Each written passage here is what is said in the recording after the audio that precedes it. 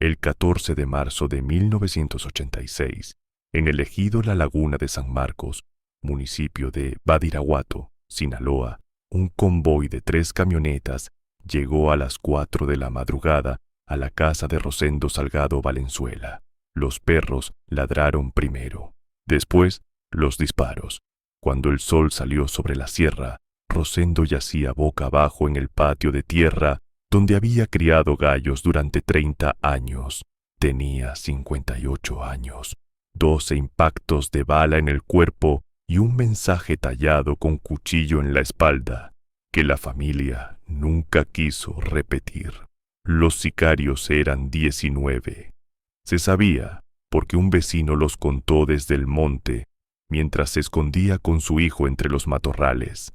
19 hombres armados para matar a un solo campesino que cultivaba maíz y frijol en una parcela de temporal. La razón nunca quedó clara para las autoridades. Para la familia Salgado, la razón era conocida. Rosendo se había negado a prestar su tierra para una pista de aterrizaje clandestina, y en la Sinaloa de los años 80, decir que no era una sentencia de muerte, que solo esperaba su turno. Juan Salgado Herrera tenía 26 años cuando encontró a su padre desangrándose en el mismo patio donde había aprendido a caminar. Era el mayor de 7 hermanos, el único que había terminado la secundaria en Culiacán, el único que sabía leer los documentos que el gobierno mandaba y que su padre firmaba con una cruz porque nunca aprendió a escribir su nombre. Esa mañana de marzo, Juan no lloró, no gritó, no corrió a buscar ayuda en un pueblo donde todos habían escuchado los disparos y nadie había salido de su casa. Se quedó de rodillas junto al cuerpo de su padre hasta que el sol le quemó la nuca. Y cuando finalmente se levantó, algo en su mirada había cambiado para siempre. Los siguientes 3 años serían una cacería silenciosa que dejaría 19 cuerpos regados entre Badiraguato, Culiacán, Guamúchil y Navolato, uno por uno, sin prisa, sin testigos, sin que nadie pudiera probar jamás que el hijo mayor del campesino asesinado era el responsable. Las autoridades archivaron cada caso como ajuste de cuentas entre narcotraficantes.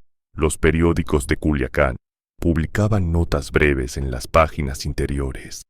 Otro muerto más en la guerra del narco. Nadie conectó los puntos. Nadie, excepto las familias de los sicarios, que empezaron a entender que algo los estaba cazando. Esta es la historia de Juan Salgado Herrera, un joven campesino que nunca había empuñado un arma de fuego hasta que enterró a su padre en el panteón de la Laguna de San Marcos con la tierra todavía húmeda de sangre. Badiraguato en 1986 era el corazón de un imperio que el gobierno mexicano pretendía no ver. El municipio más extenso de Sinaloa, enclavado en la Sierra Madre Occidental, con caminos de terracería que solo conocían los arrieros y los que movían carga que no aparecía en ningún manifiesto.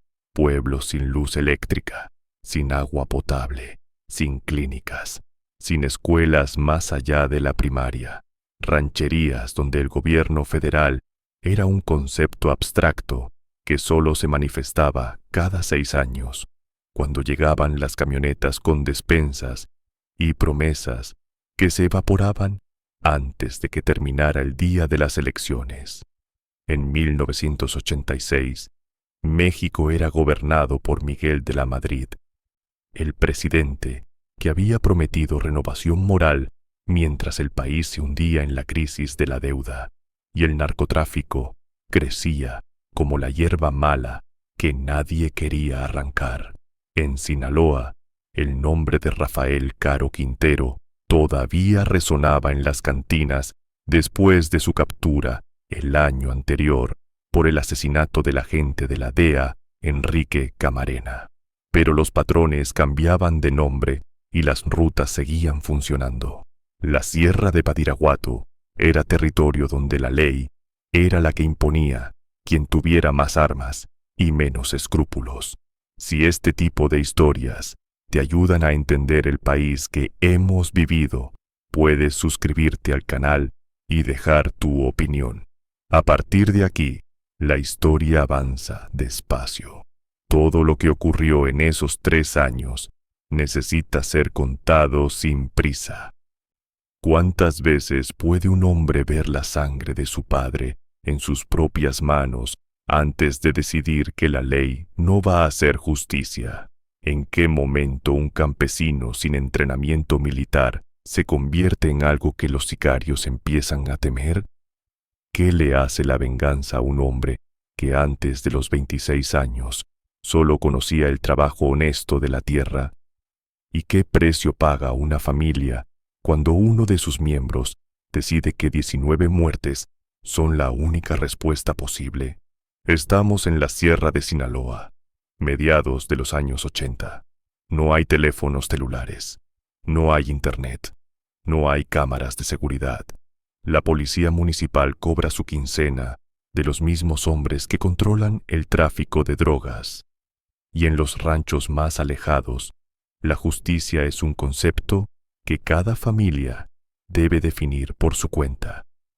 La parcela de los Salgado llevaba 4 generaciones en la familia, 14 hectáreas de temporal encajadas entre 2 cerros, con un arroyo que solo traía agua de julio a octubre y un pozo que Rosendo había excavado con sus propias manos cuando Juan tenía 6 años.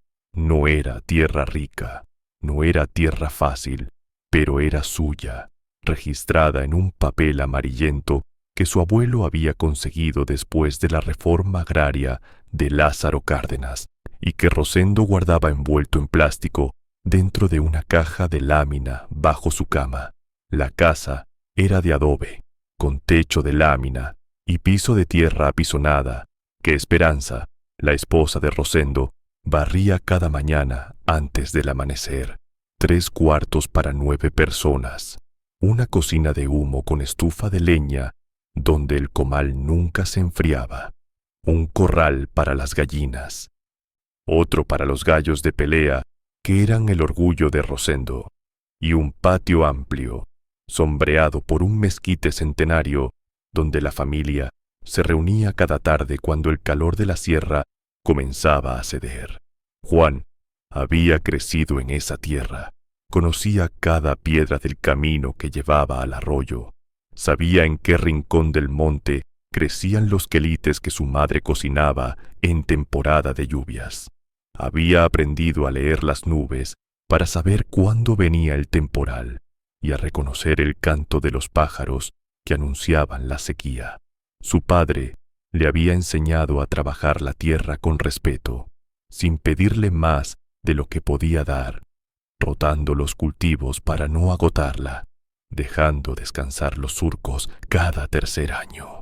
El problema comenzó en el verano de 1985, cuando un hombre de botas de avestruz y camioneta nueva llegó al rancho preguntando por el dueño.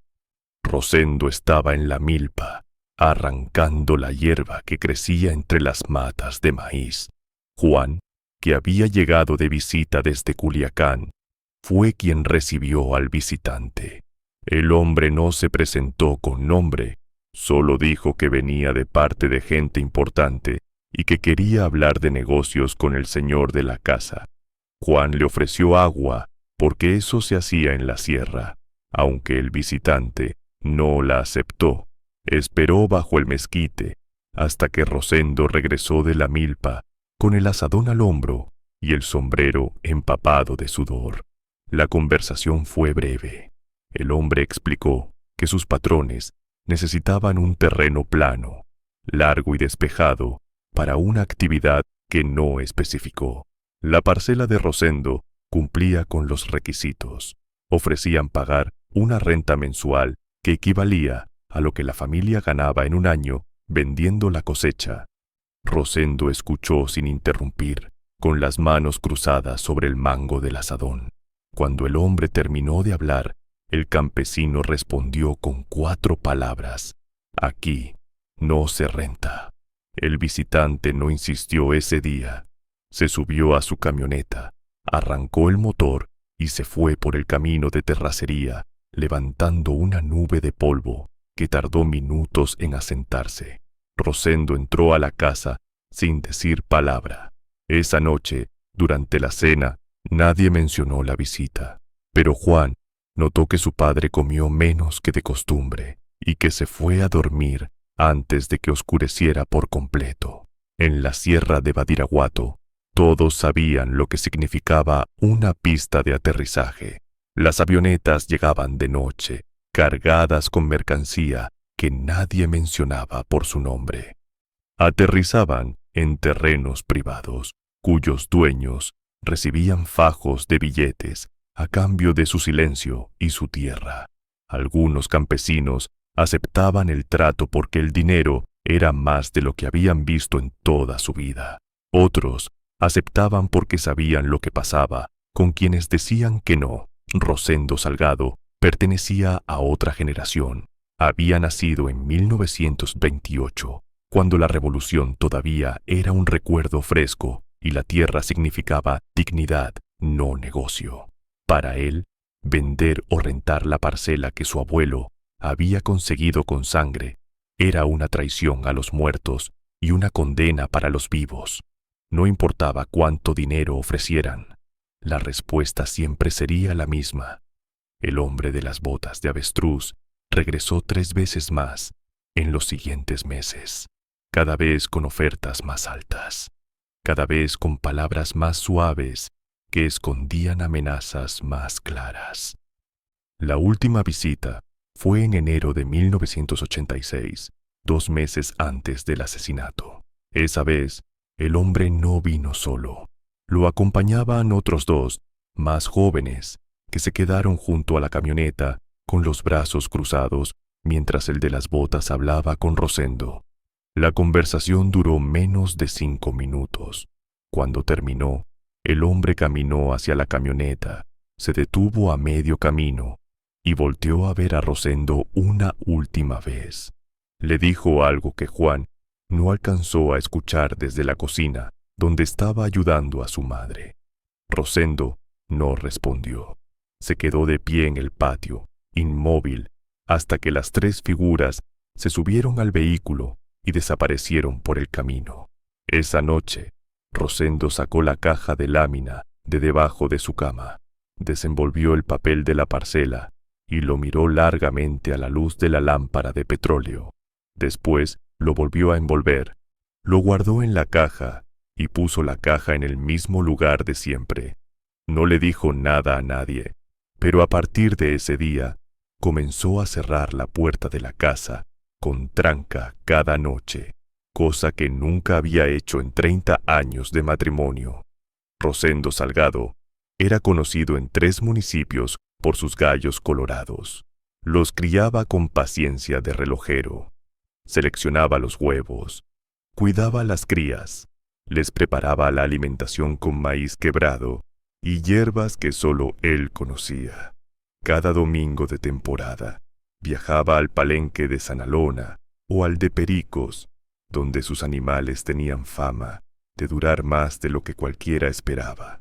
El palenque era uno de los pocos espacios donde los campesinos como Rosendo podían cruzarse con hombres de otro mundo. En las gradas de madera, sentados codo con codo, convivían ejidatarios, comerciantes, policías municipales y señores del negocio que llegaban en camionetas blindadas con escoltas armados que esperaban afuera. Durante las peleas, las jerarquías se difuminaban. Lo único que importaba era el gallo que estaba en el ruedo. El hombre de las botas de avestruz lo encontró ahí, en el palenque de Sanalona, una tarde de agosto de 1985. Rosendo acababa de ganar una pelea con un colorado de 3 años que había noqueado a su oponente en menos de 2 minutos. Estaba recogiendo las apuestas cuando el visitante se acercó. Le ofreció un cigarro y le dijo que sus gallos eran los mejores que había visto en la región. Rosendo aceptó el cigarro por cortesía. Escuchó los halagos con la misma expresión impasible que ponía cuando le hablaban del clima o de la cosecha, y cuando el hombre empezó a hablar de la parcela, de la renta, de los patrones que estaban interesados, Rosendo aplastó el cigarro en el piso de tierra y le dijo que no iba a cambiar de opinión, ni en el palenque, ni en su casa, ni en ningún otro lugar. El hombre sonrió. Tenía los dientes muy blancos, demasiado perfectos para alguien de la sierra. Le puso una mano en el hombro a Rosendo, un gesto que en ese contexto podía significar amistad o amenaza, y le dijo con voz tranquila que pensara bien las cosas, que a veces los gallos más bravos terminaban desplumados. Rosendo no respondió. Tomó la jaula donde estaba su colorado.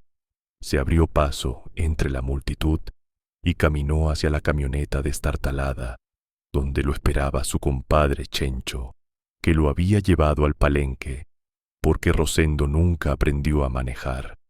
Durante el camino de regreso, Chencho notó que su compadre no habló ni una sola palabra.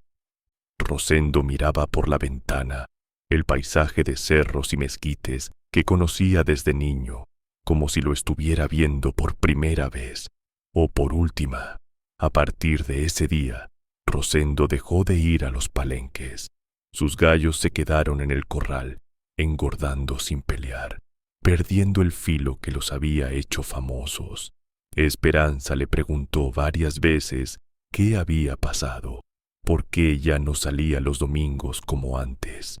Rosendo solo respondía que estaba cansado, que ya no tenía edad para esas cosas, que los gallos podían esperar. Juan, que visitaba el rancho cada 2 semanas, notó el cambio en su padre. Rosendo había sido siempre un hombre callado, pero había una diferencia entre el silencio de quien está en paz y el silencio de quien carga un peso que no puede compartir. El campesino comenzó a adelgazar, dormía poco, se levantaba antes del amanecer y salía al patio a revisar los gallos, como si esperara encontrar algo fuera de lugar. En diciembre de 1985, 3 meses antes del asesinato, uno de los gallos colorados amaneció muerto en el corral. Tenía el cuello torcido, matado a mano por alguien que sabía cómo hacerlo sin hacer ruido. No había huellas, no había señales de que alguien hubiera saltado la cerca. Rosendo enterró al animal detrás de la casa, sin ceremonia, sin decirle nada a nadie. Esa noche, mientras Esperanza preparaba la cena, Rosendo llamó a Juan aparte, lo llevó al corral de los gallos y le mostró el lugar donde había enterrado al colorado. No dijo quién lo había matado ni por qué. Solo le pidió a su hijo que si algo le pasaba, cuidara a la familia y no vendiera la tierra por ningún motivo. Juan quiso preguntar más, quiso saber qué estaba pasando, pero su padre lo cortó con una mirada que no admitía preguntas. Regresaron a la casa en silencio. Cenaron frijoles con queso y tortillas recién hechas, como cualquier otra noche. Y cuando Juan se fue a dormir, escuchó a su padre poniendo la tranca en la puerta con más fuerza de la necesaria. Juan recordaría siempre la noche del 2 de febrero de 1986, 6 semanas antes del asesinato. Había llegado de Culiacán, donde trabajaba de ayudante en una refaccionaria, aprovechando el fin de semana largo por el Día de la Candelaria para visitar a la familia. La casa olía a tamales que su madre había preparado para la ocasión, siguiendo la tradición de quien saca el muñeco en la rosca de Reyes. Pasada la medianoche, Juan se levantó a orinar. El baño estaba afuera, en una letrina que Rosendo había construido cuando los hijos empezaron a crecer y la familia necesitaba más privacidad. Para llegar, había que cruzar el patio, bordeando el corral de los gallos que dormían con las cabezas escondidas bajo las alas. A medio camino, Juan escuchó un murmullo que venía de la cocina. Se acercó despacio, pensando que quizás alguno de sus hermanos menores se había levantado a buscar sobras de los tamales, pero lo que encontró fue a su padre. Rosendo estaba arrodillado frente a la imagen de la Virgen de Guadalupe que había pertenecido a su madre, con las manos juntas y los labios moviéndose en una oración que Juan nunca le había escuchado. La luz de una veladora iluminaba el rostro del campesino, revelando lágrimas que caían en silencio sobre su camisa de manta. Rosendo Salgado no era hombre de rezos. Era hombre de trabajo, de madrugadas silenciosas y de pocas palabras. Nunca iba a misa, nunca hablaba de Dios, ni del cielo, ni del infierno. Decía que la religión era cosa de mujeres y de hombres que no tenían nada mejor que hacer. Verlo ahí, de rodillas, llorando frente a una imagen sagrada, fue para Juan como ver a un extraño ocupando el cuerpo de su padre. Se quedó inmóvil en el umbral de la cocina, sin saber si entrar o retirarse. La oración continuaba, ininteligible, mezclada con sollozos que Rosendo trataba de contener apretando los dientes. En algún momento, el campesino debió sentir la presencia de su hijo, porque volteó lentamente hacia la puerta. Sus miradas se cruzaron en la penumbra. Rosendo no dijo nada, no se levantó. No intentó explicar lo que estaba haciendo. Simplemente volvió a mirar la imagen de la Virgen y continuó rezando como si Juan no existiera. El joven regresó a su cuarto sin pasar por la letrina. Se acostó en el petate que compartía con dos de sus hermanos y se quedó mirando el techo de lámina durante horas, escuchando los ronquidos de los niños y el silencio pesado que venía del patio. A la mañana siguiente, Rosendo se comportó como si nada hubiera pasado. Desayunó sus huevos con machaca, salió a revisar la milpa, regañó a uno de los gallos que había perdido plumas en una pelea con otro. Cuando Juan intentó hablar con él a solas, su padre cambió el tema con una brusquedad que dejaba claro que ciertas cosas no se discutían. Esa tarde, antes de regresar a Culiacán, Juan le preguntó a su madre si había notado algo raro en su padre. Esperanza se quedó callada un momento, secándose las manos en el delantal, mirando hacia el patio donde Rosendo hablaba con el compadre Chencho.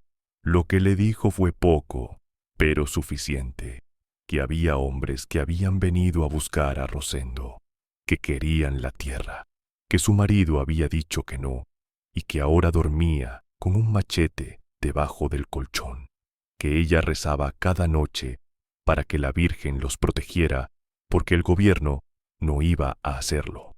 Juan regresó a Culiacán con un nudo en el estómago que no se fue en todo el viaje. Pensó en hablar con alguien, en buscar ayuda, en hacer algo que protegiera a su familia. Pero en la Sinaloa de 1986 no había nadie a quien acudir. La policía estaba comprada. Los militares solo aparecían cuando ya era demasiado tarde, y los hombres que querían la tierra de su padre tenían recursos que ningún campesino podía igualar. 6 semanas después, los disparos confirmarían lo que Juan había intuido aquella noche. Su padre había estado rezando porque sabía que iba a morir. Las autoridades tardaron 2 días en entregar el cuerpo de Rosendo. Cuando finalmente llegó, en una camioneta de la policía judicial, con 2 agentes que no se bajaron del vehículo, la familia entendió por qué habían tardado tanto. El mensaje, tallado en la espalda, había sido recortado con un cuchillo diferente al que lo había hecho, dejando un hueco de carne que alguien había tratado de coser con hilo de cáñamo. Las manos del campesino mostraban marcas de quemaduras que no estaban cuando los vecinos encontraron el cuerpo en el patio, y la cara que Rosendo había heredado de su padre y su abuelo era un mapa de golpes que deformaban los rasgos hasta hacerlos casi irreconocibles. Esperanza se desmayó en el patio al ver lo que habían hecho con su marido. Las hermanas menores de Juan gritaron con un terror que venía de lugares que no sabían que existían dentro de ellas. Los hermanos varones, adolescentes todavía, se quedaron paralizados frente a la camioneta de la policía, sin saber qué hacer con las manos, con los ojos, con el horror que se les instalaba en el pecho.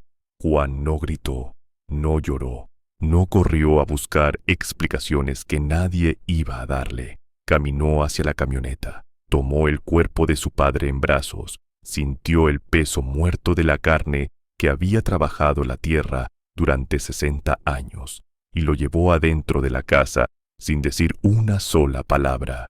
Acostó a Rosendo en la cama matrimonial donde había dormido con Esperanza durante 3 décadas. Le limpió la cara con un trapo húmedo, despacio, con el cuidado de quien lava a un recién nacido. Le cerró los ojos que habían quedado abiertos. Le cruzó las manos sobre el pecho, tratando de cubrir las heridas más evidentes, y cuando terminó, se quedó de pie junto a la cama, mirando el rostro destrozado del hombre que le había enseñado todo lo que sabía. El velorio duró 2 noches, como mandaba la costumbre de la sierra. Los vecinos llegaron con tamales, café, pan dulce y el silencio respetuoso de quienes han visto la muerte tantas veces que ya no saben qué decir frente a ella. Las mujeres rezaron rosarios hasta quedarse roncas. Los hombres se quedaron afuera, en el patio, fumando cigarros y hablando en voz baja de cosas que no tenían relación con el difunto. Nadie mencionó a los asesinos. Nadie preguntó quién había sido ni por qué. En la sierra de Badiraguato, esas preguntas eran peligrosas, incluso después de que el muerto estaba en su caja. El entierro fue el 17 de marzo de 1986, 3 días después del asesinato. El panteón de la laguna de San Marcos quedaba en una loma desde donde se podía ver todo el valle, con cruces de madera y cemento que marcaban generaciones de familias que habían nacido y muerto en esa tierra. El padre Anselmo, un sacerdote viejo que llevaba 40 años sirviendo en esa parroquia, ofició la misa de cuerpo presente. Habló de perdón, habló de misericordia, habló del cielo que esperaba a quienes habían sufrido en la tierra. Las palabras rebotaban en las paredes de adobe de la iglesia, sin encontrar lugar donde aterrizar. Cuando bajaron el ataúd a la fosa, Juan tomó un puñado de tierra y lo dejó caer sobre la madera. El sonido era seco, definitivo, como el punto final de una historia que ya no tenía remedio. Los hermanos hicieron lo mismo. La madre se sostenía de los brazos de 2 vecinas porque las piernas ya no la aguantaban.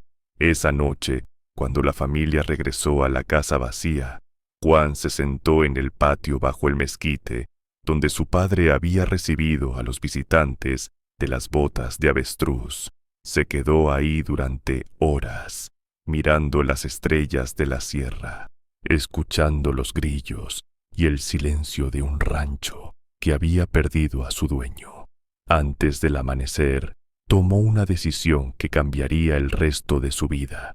No lo dijo en voz alta, no lo escribió en ningún lugar, pero cuando se levantó para entrar a la casa, algo en su postura, en su manera de caminar, en la dureza nueva de su mirada, anunciaba que Juan Salgado ya no era el mismo joven que había llegado de Culiacán 3 días antes. Don Epitacio Valdés tenía 73 años y una milpa que colindaba con el monte donde se había escondido la noche del asesinato. Era uno de esos viejos que la sierra produce de vez en cuando, correoso, silencioso, con ojos que habían visto demasiado para sorprenderse de algo. Había nacido en el mismo rancho que Rosendo, 5 años antes que él, y habían crecido juntos, arreando chivas por los cerros, cuando todavía no existía el negocio que después convertiría a Badiraguato en el municipio más vigilado y más abandonado de Sinaloa. Recordaba las épocas en que la única violencia era la de los animales salvajes y la de las familias que peleaban por linderos, tiempos que parecían de otra era. La noche del 14 de marzo, don Epitacio había despertado con el ruido de los motores. Desde su casa podía ver el camino de terracería que llevaba al rancho de los Salgado. 3 pares de faros, subiendo la cuesta a una velocidad que solo podía significar problemas. Despertó a su nieto de 15 años, el único que vivía con él desde que la vieja había muerto, y lo llevó al monte que quedaba detrás de la casa. Se escondieron entre los matorrales de Gobernadora, a 200 metros del patio de Rosendo, lo suficientemente cerca para ver, pero lo suficientemente lejos para no ser vistos. Desde ahí, don Epitacio contó cada hombre que bajó de las camionetas. 19. Los contó 3 veces para estar seguro.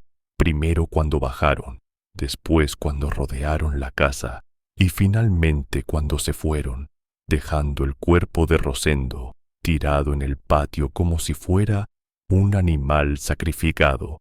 Vio los fogonazos de las armas. Escuchó los gritos de Rosendo y después los de su familia.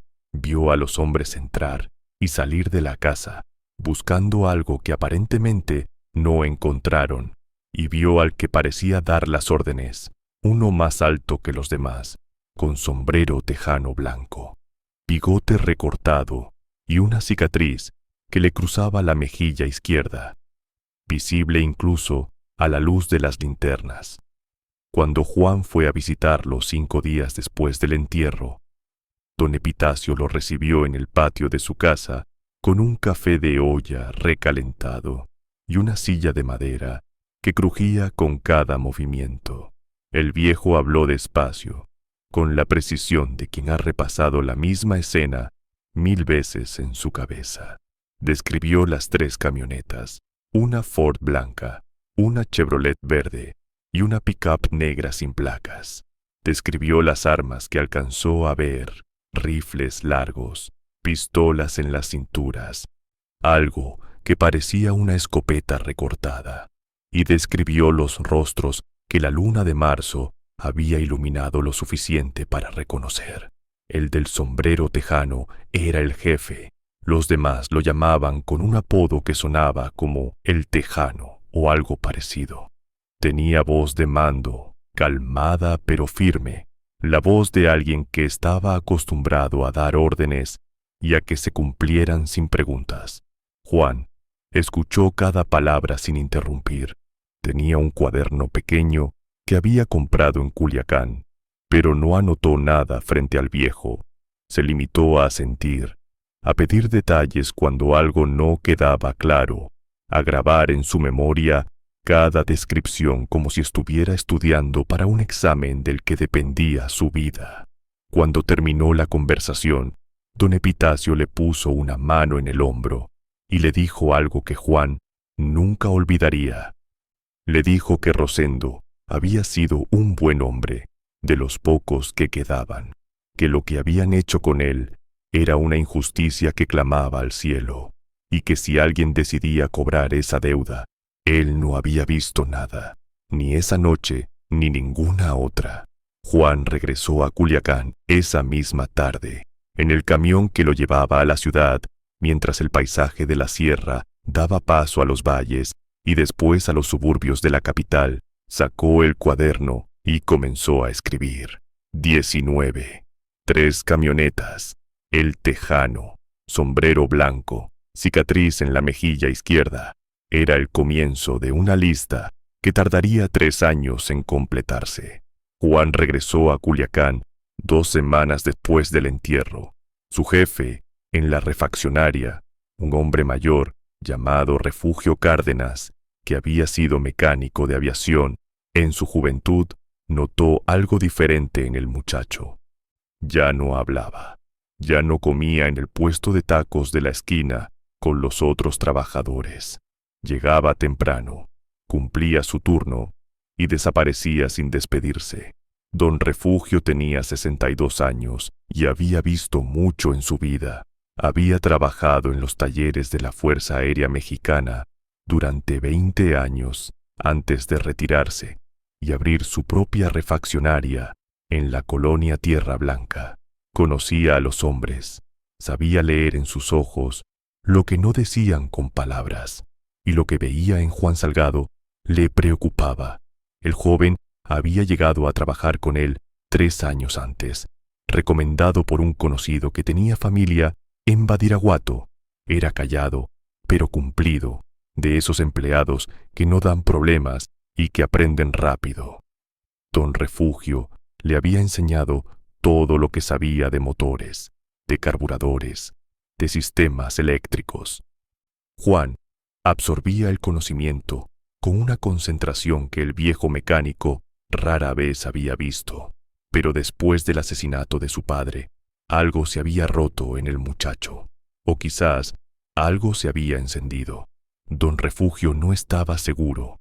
Lo que el patrón no sabía era que Juan pasaba las noches en una vecindad del centro de Culiacán, aprendiendo cosas que ningún campesino de Badiraguato debería saber. Había conocido a un hombre en una cantina de la calle Obregón, un exmilitar que vendía información y contactos a quien pudiera pagarlos. Por una cantidad que representaba 2 meses de salario, el hombre le enseñó lo básico: cómo seguir a alguien sin ser visto, cómo obtener información sin hacer preguntas directas, cómo moverse en una ciudad donde todo el mundo estaba conectado con todo el mundo. El exmilitar, que nunca dio su nombre y al que Juan solo conocía como el licenciado, había servido en el batallón de fusileros paracaidistas antes de ser dado de baja por razones que tampoco explicó. Ahora vivía de trabajos que requerían discreción y habilidades que el ejército le había enseñado. Durante 3 meses, Juan se reunió con el licenciado 2 veces por semana. Aprendió a observar patrones de comportamiento, a identificar las cantinas donde los hombres del negocio gastaban el dinero, a reconocer los códigos sutiles que distinguían a un pistolero de un comerciante, a un patrón de un mandadero. También aprendió a conseguir un arma. En la Culiacán de 1986, las armas circulaban como el agua. Había vendedores en los mercados que ofrecían pistolas bajo el mostrador junto con las frutas y las verduras. Había talleres clandestinos donde se podían comprar rifles de asalto por el precio de una camioneta usada. Y había hombres como el licenciado que conocían a los proveedores correctos y que por una comisión razonable podían conseguir lo que fuera. Juan compró su primera arma en mayo de 1986, 2 meses después del asesinato de su padre. Era una pistola calibre .38, usada pero funcional, con el número de serie limado. El licenciado le enseñó a cargarla, a limpiarla, a dispararla sin cerrar los ojos. La primera vez que Juan apretó el gatillo, en un terreno baldío a las afueras de la ciudad, sintió algo que no supo identificar. No era miedo, no era emoción, era más bien una claridad helada, como si todo el ruido del mundo se hubiera apagado y solo quedara él, el arma y el blanco. Don Refugio notó el cambio en las manos de Juan. El muchacho, que siempre había sido cuidadoso con las herramientas, ahora las manejaba con una economía de movimientos que parecía militar. Sus dedos, acostumbrados a las llaves y los tornillos, se movían con una precisión nueva, más rápida, más segura. Una tarde, mientras Juan cambiaba un alternador en silencio, Don Refugio se acercó y le preguntó directamente qué estaba planeando. El joven lo miró con ojos que el viejo mecánico no reconoció. Después, volvió a concentrarse en el motor y respondió con una sola frase: «Estoy aprendiendo a arreglar lo que está descompuesto». Don Refugio no volvió a preguntar. El 18 de julio de 1986, 4 meses después del asesinato de Rosendo Salgado, un cuerpo apareció en un camino de terracería cerca de Navolato. Tenía un solo disparo en la nuca, ejecutado con precisión. La policía lo identificó como Heriberto Quintero Félix, 34 años, conocido en la región como El Tejano, por el sombrero blanco que nunca se quitaba. La nota policíaca ocupó 8 líneas en la sección de seguridad del periódico El Sol de Sinaloa.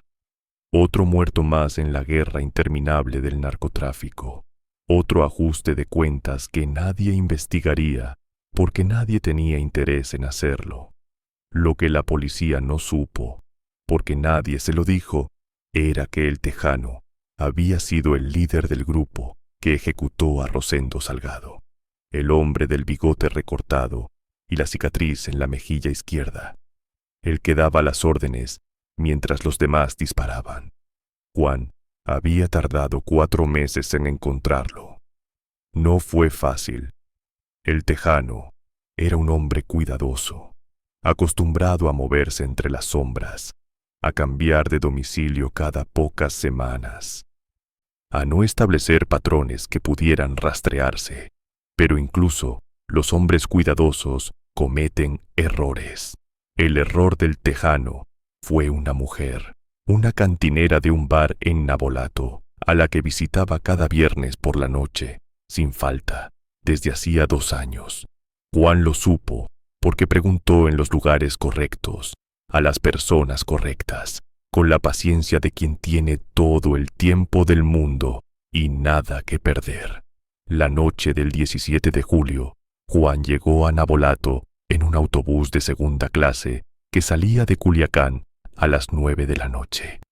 Se bajó en la terminal, caminó hasta el bar donde trabajaba la mujer y esperó en la esquina, fumando cigarros que no le gustaban, mirando la puerta con la calma de un pescador que espera a que pique el anzuelo. El Tejano llegó a las 11:15, en una camioneta Ford blanca que coincidía con la descripción de don Epitacio. Entró al bar solo, sin escoltas, confiado en la rutina que había mantenido durante años. Juan esperó 3 horas.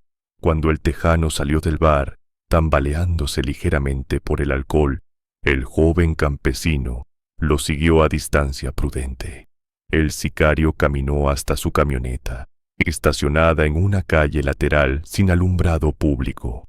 Sacó las llaves del bolsillo, y en ese momento Juan apareció detrás de él. No hubo palabras, no hubo explicaciones. Juan le puso el cañón de la 38 en la nuca y apretó el gatillo antes de que el Tejano pudiera voltear. El cuerpo cayó al suelo con un sonido sordo. Juan recogió el casquillo, se guardó el arma en la cintura y caminó hacia la carretera sin correr.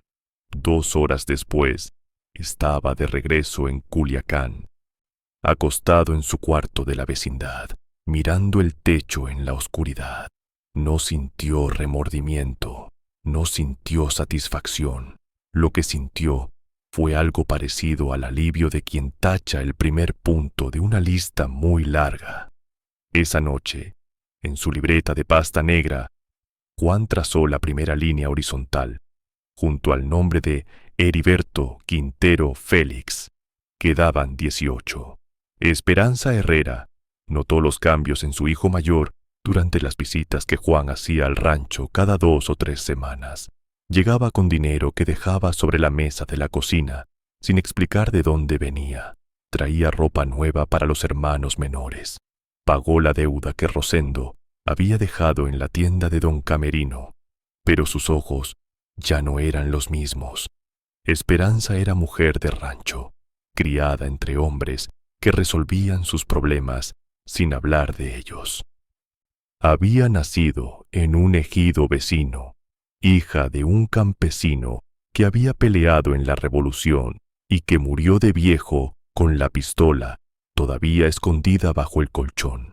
Sabía reconocer la mirada de alguien que ha cruzado una línea que no tiene regreso.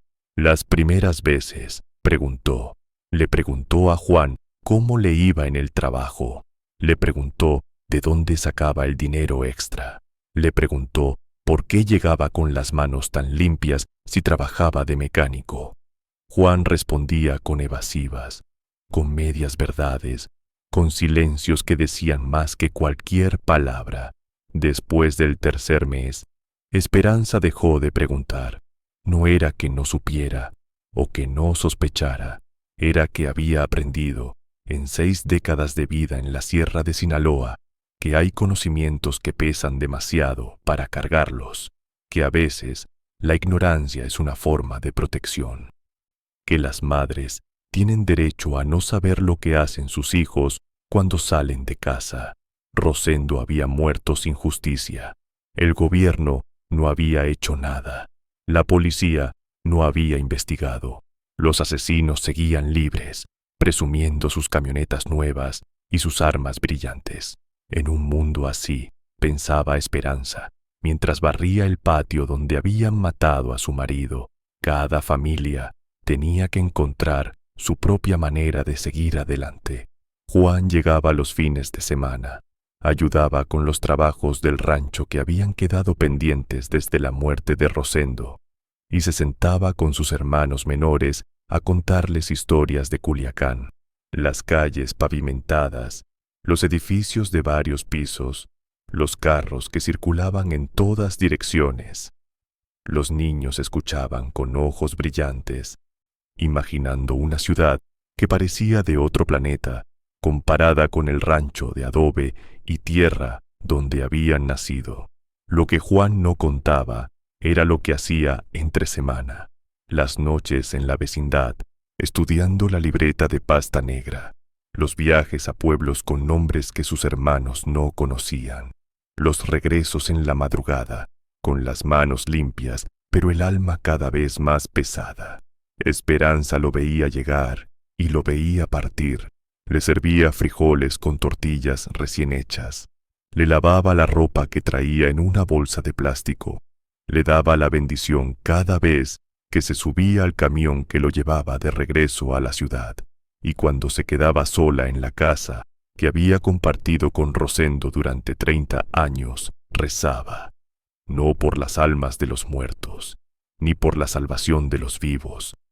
Rezaba porque lo que estaba pasando terminara pronto, de una manera o de otra, antes de que se llevara lo poco que le quedaba de familia. En diciembre de 1986, 9 meses después del asesinato de Rosendo, 5 hombres de la lista de Juan ya habían sido encontrados muertos en diferentes puntos de Sinaloa. Los periódicos los reportaban como víctimas de la violencia del narco. La policía archivaba los casos sin investigar. Y en el rancho de la Laguna de San Marcos, Esperanza Herrera seguía barriendo el patio cada mañana, tratando de borrar una mancha de sangre que ya no existía, excepto en su memoria. La libreta era pequeña, del tamaño de una mano abierta, con pasta de cartón negro y hojas rayadas que Juan había comprado en una papelería del centro de Culiacán. En la primera página, escritos con letra cuidadosa y tinta azul, estaban los 19 nombres. Algunos eran nombres completos, obtenidos de fuentes que Juan prefería no recordar. Otros eran apodos: el Tejano, el Chilango, el Cochi, el Mocho. Otros eran descripciones: el gordo de la cicatriz en el brazo, el flaco que cojeaba, el que manejaba la pick-up negra. Junto a cada entrada, Juan había ido añadiendo información a lo largo de los meses: lugares donde trabajaban, cantinas que frecuentaban, nombres de novias o esposas, direcciones de familiares, rutas que tomaban para moverse entre la sierra y la ciudad, horarios, costumbres, debilidades. La información venía de fuentes diversas, de el licenciado, que por una tarifa mensual le pasaba datos que obtenía de sus contactos en el bajo mundo, de las cantineras y las prostitutas que Juan aprendió a cultivar con paciencia, pagando tragos y escuchando historias, de los taxistas que conocían todos los movimientos de la ciudad, de los propios familiares de los sicarios, que a veces hablaban de más cuando el mezcal soltaba las lenguas. Recopilar la información era un trabajo de meses. Convertirla en acción era cosa de una noche. Juan había desarrollado un método. Primero, identificaba al objetivo. Después, lo seguía durante semanas, aprendiendo sus patrones, sus rutinas, sus puntos vulnerables. Finalmente, elegía el momento, siempre de noche, siempre solo, siempre en un lugar donde no hubiera testigos. El disparo era siempre el mismo, un tiro en la nuca, limpio, certero, sin sufrimiento innecesario. Juan no era sádico, no buscaba infligir dolor, buscaba justicia, o lo que él entendía por justicia. Y la justicia no necesitaba crueldad para ser efectiva. Después de cada ejecución, trazaba una línea horizontal junto al nombre correspondiente. La tinta de la línea era diferente cada vez, porque Juan usaba la pluma que tuviera a la mano en ese momento. Algunas líneas eran negras, otras azules. Una era roja, de un bolígrafo que había encontrado en el piso de un camión. Para marzo de 1989, 3 años después del asesinato de su padre, 17 de esas líneas ya habían sido dibujadas. Los periódicos nunca conectaron los puntos. 17 hombres muertos en 3 años, en diferentes municipios de Sinaloa, era estadística normal para una región donde el narcotráfico dejaba cuerpos cada semana. La policía no investigaba porque los muertos eran conocidos del negocio y nadie lloraba su pérdida. Las familias de los sicarios, que sí empezaban a sospechar que algo los estaba cazando, no tenían a quién acudir. Porque en la Sinaloa de los 80, denunciar que alguien estaba matando sicarios era como denunciar que alguien estaba limpiando la basura. Nadie iba a hacer nada al respecto, y quienes podrían haber querido venganza tenían sus propios problemas. Guerras de territorio, redadas ocasionales del ejército, la competencia feroz por rutas que valían millones de dólares. Juan Salgado, el campesino de Badiraguato, que nunca había terminado la preparatoria, se había convertido en una sombra que los sicarios de la sierra habían aprendido a temer sin saber quién era ni de dónde venía. Lo llamaban de diferentes maneras en los rumores que circulaban en las cantinas: el vengador, el justiciero, el fantasma. Pero nadie sabía su nombre. Nadie conocía su cara. Nadie podía imaginar que el hombre que los estaba cazando era el hijo de un campesino que solo había querido conservar su tierra. El 19 de marzo de 1989, exactamente 3 años y 5 días después de la muerte de Rosendo Salgado, el último nombre de la libreta recibió su línea horizontal. Se llamaba Fortino Beltrán Osuna. Tenía 52 años. Había sido el conductor de la primera camioneta que llegó al rancho aquella madrugada de 1986. No era sicario de profesión. Era un ranchero del ejido vecino que se había involucrado con los hombres del negocio porque necesitaba dinero para pagar las deudas de una mala cosecha. Conducir la camioneta esa noche le había parecido un trabajo fácil. Llevar a unos hombres de un lugar a otro, esperar mientras hacían lo que tenían que hacer, regresar a casa con un fajo de billetes en el bolsillo. Fortino nunca había disparado un arma, nunca había matado a nadie. Era, en cierto sentido, tan víctima del sistema como el propio Rosendo, pero había estado ahí, había formado parte del grupo de 19 hombres que ejecutaron a un campesino por negarse a ceder su tierra, y en la contabilidad de Juan Salgado. Eso era suficiente. Encontrar a Fortino había sido lo más difícil. El hombre había desaparecido de la región poco después del asesinato, consciente de que había cruzado una línea de la que no había regreso. Se había mudado a un rancho ganadero cerca de Guamúchil, propiedad de un primo lejano que no hacía preguntas. Había cambiado de nombre, dejado crecer la barba, evitado cualquier contacto con su vida anterior. Durante 2 años, Fortino creyó que estaba seguro, que el tiempo había borrado las huellas, que nadie se acordaba de aquella noche de marzo en el rancho de los Salgado. Juan lo encontró por accidente, o quizás no fue accidente, quizás fue el tipo de coincidencia que ocurre cuando alguien busca algo con suficiente intensidad durante suficiente tiempo. Fue en un tianguis de Guamúchil, un domingo de febrero de 1989. Juan había viajado a la ciudad siguiendo una pista que resultó falsa sobre uno de los 2 nombres que todavía faltaban en su lista. Estaba caminando entre los puestos de verduras y ropa usada cuando vio una cara que le resultó familiar. La barba era nueva, los años habían añadido arrugas y canas, pero los ojos eran los mismos que Juan había visto brevemente aquella madrugada, cuando las camionetas se alejaban del rancho, dejando el cuerpo de su padre en el patio. Siguió a Fortino durante 3 semanas. Aprendió sus rutinas, el rancho donde vivía, el mercado donde compraba provisiones, la cantina donde bebía los sábados por la noche, y cuando tuvo toda la información que necesitaba, eligió la noche. Fue el 19 de marzo.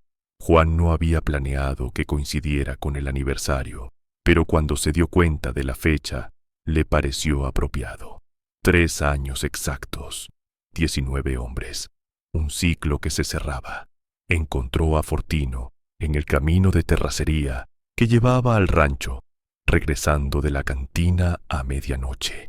El hombre estaba solo, caminando con la torpeza de quien ha bebido más de la cuenta. No escuchó los pasos de Juan hasta que fue demasiado tarde. Esta vez, Juan habló. Le preguntó a Fortino si recordaba la noche del 14 de marzo de 1986. Le preguntó si recordaba el rancho de la Laguna de San Marcos. Le preguntó si recordaba el nombre de Rosendo Salgado. Fortino trató de correr. Juan le disparó en la pierna. El hombre cayó al suelo, gritando de dolor, arrastrándose por la tierra como un animal herido. Juan se acercó despacio, se arrodilló junto a Fortino, le explicó con voz tranquila quién era y por qué estaba ahí. Le contó que era el último de 19, que los otros 18 ya estaban muertos, que la deuda de su padre estaba a punto de quedar saldada. Fortino lloró, suplicó. Dijo que él solo había manejado la camioneta, que no había disparado, que no había querido matar a nadie. Juan escuchó sin interrumpir. Cuando Fortino terminó de hablar, le puso la pistola en la nuca y apretó el gatillo. Esa noche, cuando Juan regresó a Culiacán, quemó la libreta de pasta negra en un bote de basura detrás de la refaccionaria. Las cenizas se las llevó el viento del Pacífico, pero el peso de 19 muertes no se fue con ellas. Han pasado más de 30 años desde aquella noche de marzo, en que Juan Salgado trazó la última línea horizontal en su libreta de pasta negra. La sierra de Badiraguato sigue ahí, con sus caminos de terracería y sus ranchos de adobe. Aunque ahora hay antenas de telefonía celular en algunos cerros y camionetas más nuevas en los caminos, el rancho de los Salgado cambió de manos hace tiempo. Esperanza Herrera murió en 1994, 8 años después de su esposo, llevándose a la tumba lo que sabía o sospechaba sobre las actividades de su hijo mayor. Los hermanos menores de Juan se dispersaron por el país, uno en Tijuana, otro en Guadalajara. Las hermanas casadas en pueblos lejanos donde nadie conoce la historia de la familia. De Juan Salgado Herrera, las crónicas no dicen mucho.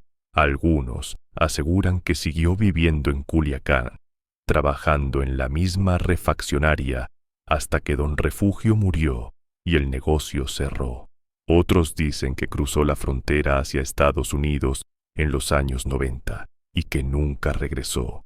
Hay quien afirma haberlo visto en Los Mochis, envejecido y solo, sentado en una banca de la plaza principal, mirando pasar a los niños.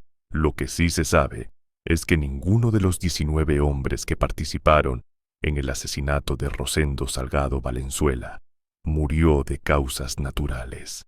Todos fueron encontrados en caminos de terracería, en callejones oscuros, en las afueras de pueblos donde nadie vio nada ni escuchó nada. Todos con un solo disparo en la nuca. Todos archivados como víctimas de la violencia del narcotráfico. La justicia, en la Sierra de Sinaloa de los años 80, era un concepto que cada familia tenía que definir por su cuenta. No había tribunales que funcionaran. No había policías que investigaran. No había gobierno que protegiera a los campesinos de los hombres armados que querían sus tierras. Lo que había era la ley del más fuerte, del más armado, del más dispuesto a cruzar líneas que otros preferían no cruzar. Juan Salgado cruzó esa línea y nunca regresó. No fue un héroe, no fue un villano. Fue un hombre común que tomó una decisión extraordinaria en circunstancias que no debieron existir. El precio que pagó por esa decisión es algo que solo él conoce. Las noches sin dormir, los rostros que aparecen en los sueños, el peso de 19 vidas que terminaron por su mano.